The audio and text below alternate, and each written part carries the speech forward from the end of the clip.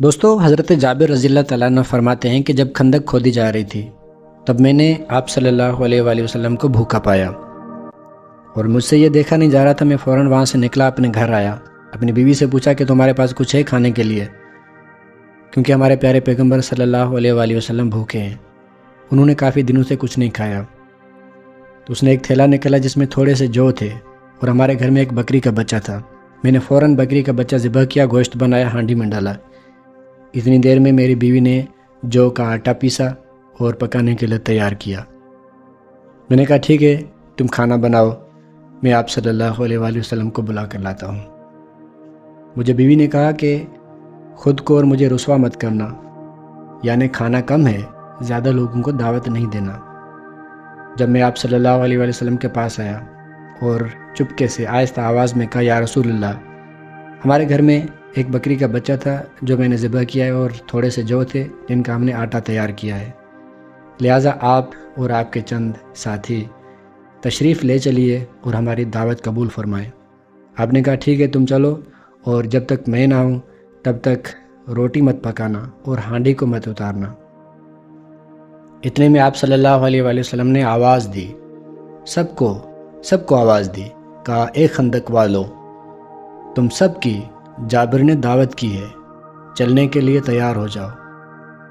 جب میں نے یہ سنا تو خاموش ہو گیا، پریشان ہو گیا، اور فوراً اپنے گھر آیا اور اپنی بیوی کو بتایا کہ سب آ رہے ہیں۔ مجھے بیوی نے کہا کہ میں نے کہا تھا کہ زیادہ لوگوں کو دعوت مت دینا، اب کیا ہوگا، اتنا کھانا تو نہیں ہے۔ اس ٹائم خندق والوں کی تعداد 1000 سے زائد تھی۔ اتنے میں آپ صلی اللہ علیہ وآلہ وسلم اور آپ کے صحابہ کرام پہنچ گئے۔ آپ نے کہا کہ آٹا میرے پاس لاؤ۔ آپ نے اپنا لعاب دہن آٹے میں ملایا اور کہا کہ روٹی بنانے والا اور لے کر آؤ اور روٹی بنانا شروع کرو۔ اور آپ نے کہا کہ ہانڈی میرے پاس لاؤ۔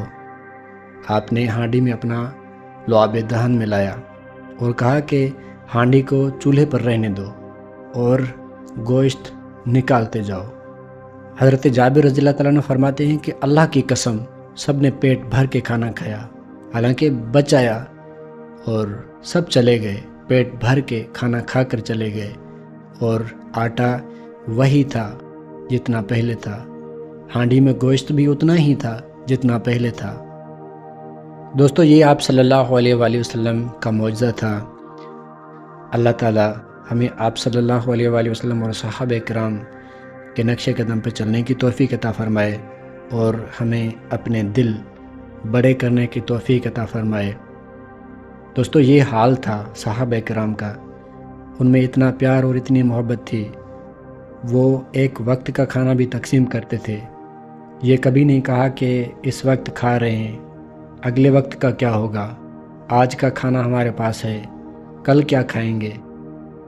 اس وقت جو ان کے پاس کھانا ہوتا تھا وہ بھی تقسیم کرتے تھے۔ دوستو امید ہے آپ کو یہ ویڈیو بہت پسند آئی ہوگی۔ اگر پسند آئی ہے تو لائک کریں، شیئر کریں، اگر چینل پر پہلی بار آئیں تو سبسکرائب کریں، بیل آئیکن پریس کریں۔ ملتے ہیں اگلی شاندار ویڈیو میں، تب تک کے لیے اللہ نگہبان۔